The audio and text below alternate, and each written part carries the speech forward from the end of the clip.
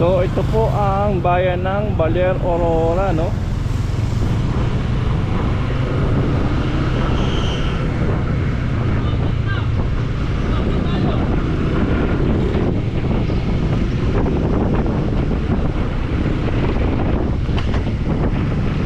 And so next destination po tayo, guys.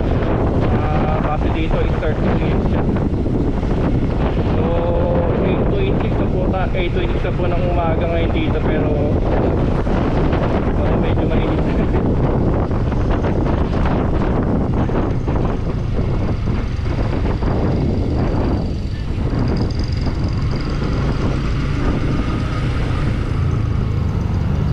Nakabalik tayo dito sa may parang checkpoint na tayo kanina.